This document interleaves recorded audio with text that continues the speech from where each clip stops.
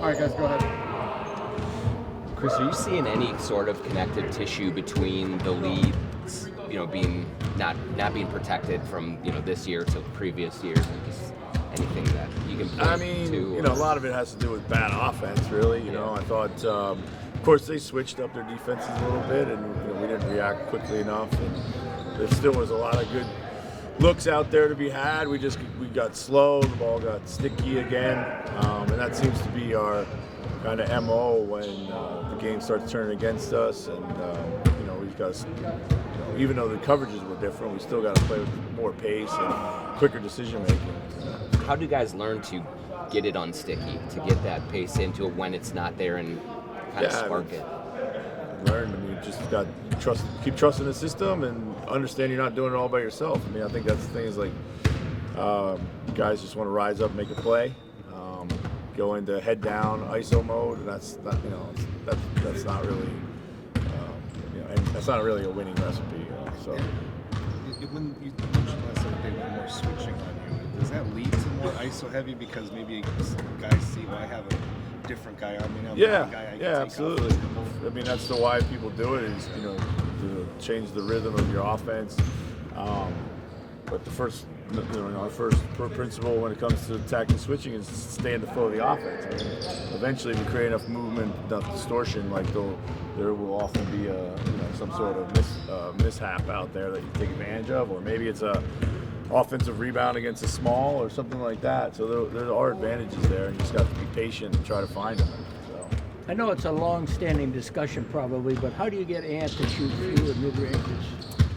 Yeah, you got to get him back down to the rim where he's elite. Need him to take more catch and shoot threes. So, but again, a lot of it's just trying to go somewhere, not playing hard enough off the catch or quick enough off the catch where he can punch a gap or get through a seam. And now he's facing a loaded defense. And when he gets in there in a crowd and he kicks out rather than shoot, it's like triple the value of points per possession.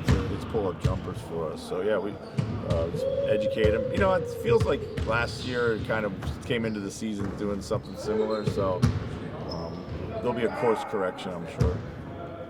Chris, do you think has Karl found a rhythm yet offensively, other than maybe a little stretch in the first half last night of just taking guys on the block and having success? I wouldn't say so. I think we've seen some patches. I don't think it's been a seamless flow for anybody offensively. Certainly there were opportunities to go in the post early, and he found them, and those were mostly just getting in the flow of what we were doing. But a lot of it has to, again, just paying attention to little parts of the spacing, so the ball does come to him at the right time and being shot ready. Encouraged by what you saw from Jaden in his season debut? Yeah, absolutely. He looked good. It's unfortunate he was on a minutes restriction because we really could have used him out there guarding Young, but he spent the bulk of his minutes guarding Murray, but spent the bulk of his minutes guarding Young, and he did a really good job. So. How long will that minutes restriction last? I don't know. We'll find out tomorrow if there's another one. Chris, from the offense in the first half, was there more than just making shots that you saw that was fueling some of that, or was it just? Well, the willingness to move the ball early, and that unlocked a lot of really good pass combinations. Spacing was good, cutting was good, the purpose was good. That was obviously they were up in pick and roll, so it forces you to do that. There was a stretch in the third quarter where you rode Nikhil as your point. Is that in some ways to kind of reassure him? With Jaden back, that he's a member of the rotation. Did you think about J-Mac at all there?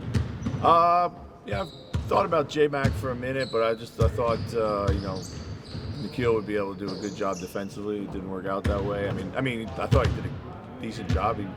Murray, by the time, had made everything. He was on fire, so...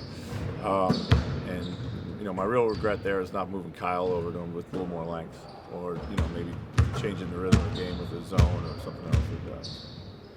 When you guys go through film today after that, how do you see the guys react to what they see? Yeah, we talked a lot about the approach in the second half. Guys were good in the film session, good in practice today. We we obviously in the learning curve right now. We're disappointed about last night's result, but we got 79 more games, and it's not any time to panic. So, Awesome. Thanks, Coach. thanks, guys. Thanks, Chris. Number 7.